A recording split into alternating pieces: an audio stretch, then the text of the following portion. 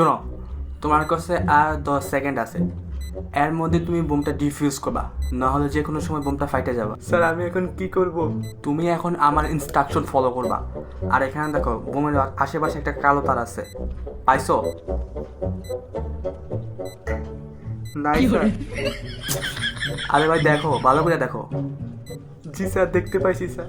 ওকে, এখন ওটা কাইটা ফেলো।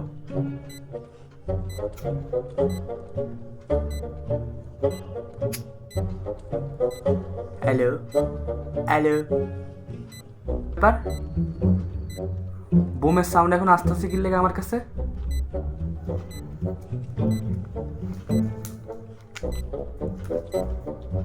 স্যার না, আসলে স্যার টেকনিক্যাল ইস্যু স্যার।